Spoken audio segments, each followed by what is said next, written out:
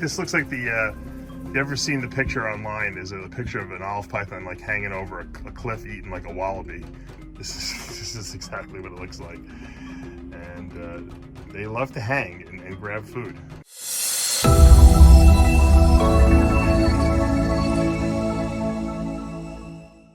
What's up, snake fans? Dave Palumbo here for Muscle Serpents Daily. It's a Friday here. I don't know when this video is going to go up, but we have to feed the outdoor enclosures. That means the olive pythons, and they like to eat. Let me tell you, those guys, they're hungry.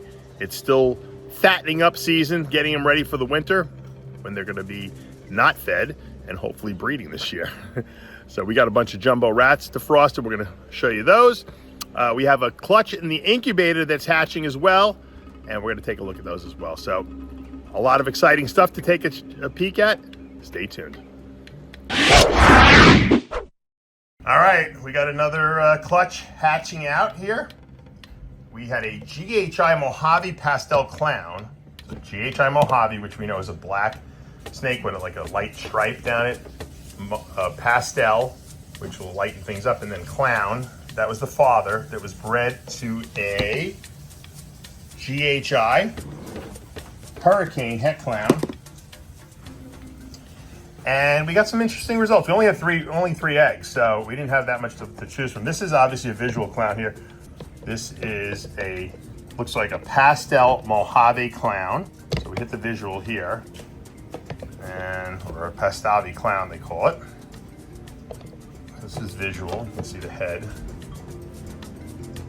I don't see any hurricane in here. I don't see any GHI in there, but you never know. You know, there's a lot of like little swirly things. I'm almost like, well, maybe it is hurricane. I don't know, not sure. This little clown here is really nice. This is interesting. This has definitely got pastel in it. You can see how light it is. And this is either GHI Mojave Pastel Clown with some Pablo thought, but I actually think it's Hurricane Mojave Clown.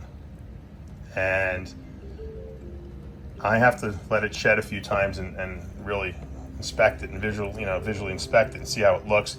That's my guess. It just doesn't look like a GHI Mojave Pastel Clown. I've produced them before, and it looks a little different. So I'm wondering if maybe this is Hurricane in place of the GHI. I don't think it has both GHI and Hurricane and Mojave Clown. So we got two visual clowns, and then the non-clown might be the most interesting one of all.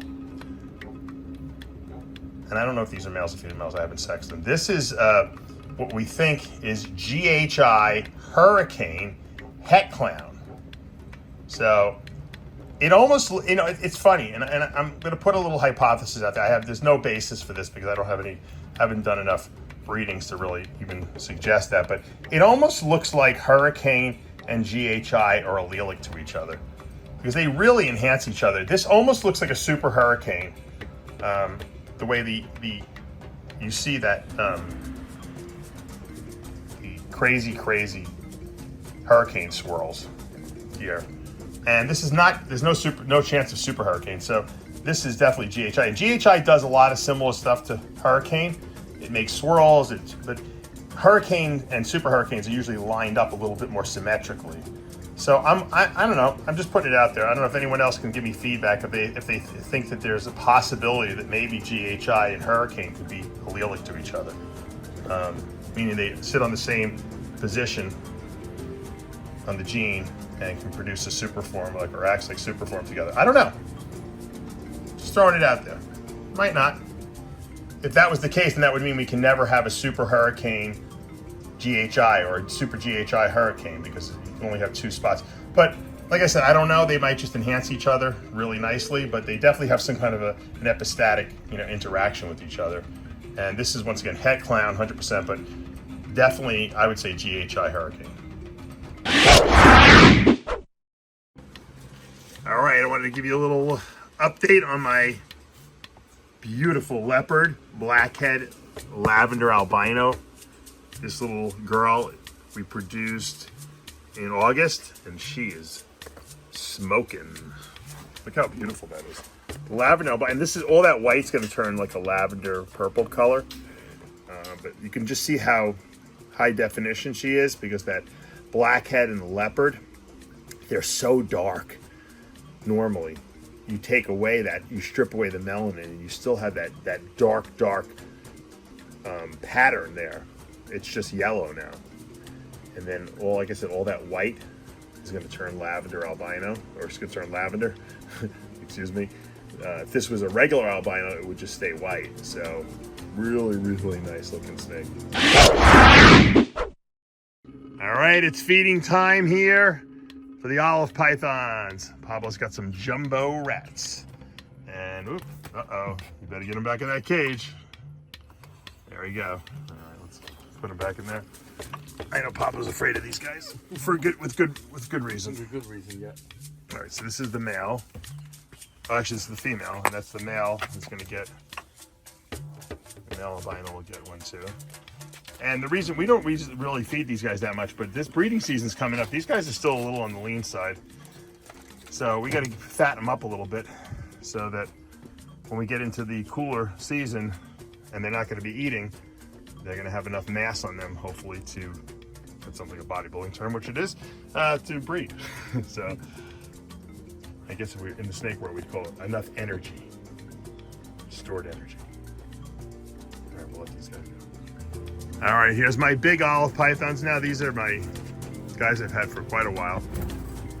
Hungry, that male's hungry. These are a lot bigger, you can see, than the other pair. Oh, here comes the female. She's smelling. She smells rats, and she loves to eat. She likes to bite too, bite your hand, but there she goes. This looks like the, you ever seen the picture online? There's a picture of an olive python like hanging over a cliff eating like a wallaby. This is exactly what it looks like. And they love to hang and grab food. And they're so strong, these snakes. I mean, look at that musculature that's holding up this huge snake plus the rat she's holding. And these guys are gonna have a fun time eating their prey items. We're gonna get this guy back in the cage here.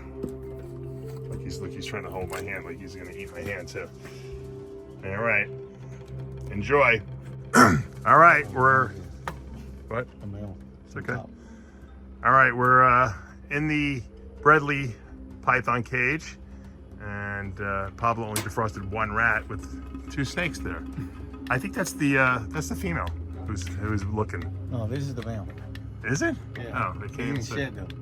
Oh.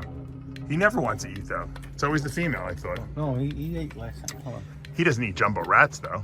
Oh, wait a minute. That's the female. I told you that was the female. The male is in real. Yeah. The male, he's much smaller. She's got that big head. That's how I know it's her. Let's see. She goes for it.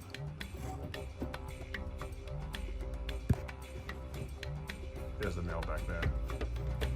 You don't have like a little chick firm or something like that? Keep him occupied. I don't think he's gonna eat that.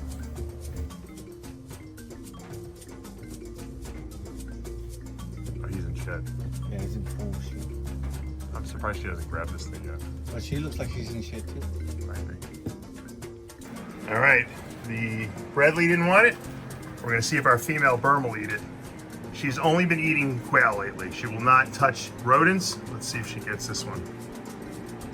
I'll be shocked if she goes for it. No, she doesn't like it. She only wants birds for some reason. I've never seen a berm that was so discriminatory. We have a vegetarian berm. Only eats fowl.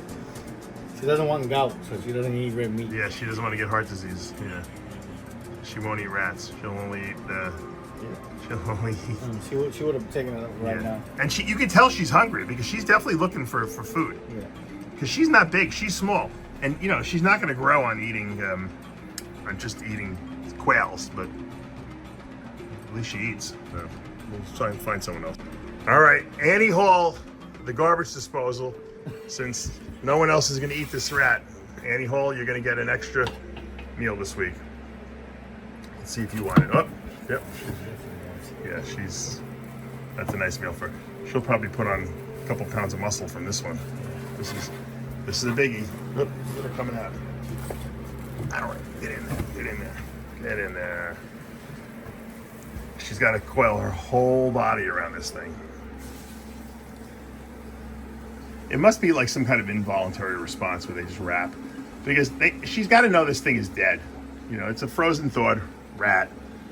But yet, she'll wrap it anyway, like as if it's a crocodile that she's, you know, taken down. It's got to be a natural instinct. They just automatically do it. It's like push a button. All right, well, it's going to take her a little bit of time probably to take this thing down. We'll leave her in peace and let her go about her business here. Enjoy.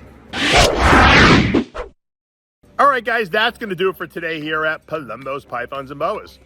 Hopefully you had a great week. You have a great weekend planned, and hopefully you're going to enjoy. Well, I hope you, and hopefully you're going to enjoy what's left of the warm weather for you guys up north.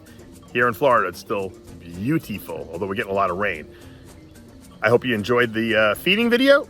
The olive pythons are getting ready. They're getting their size back on as we've been really feeding them heavily over the summer. And we'll start cutting back their food as we get into October and November, and then hopefully we'll get some breeding action, maybe for the very first time. Also, I hope you enjoyed that clutch. Interesting the way GHI interacts with Hurricane. Is it allelic? Who knows? Probably not, but it's an interesting theory at that, and I'm going to try to keep testing that out. If anyone has any insights into that, please put them in the comments below or contact me directly. And if you love these videos, keep the love flowing in our direction. Hit that subscribe button, turn on those notifications, hit that like button. I'll see you back Monday morning.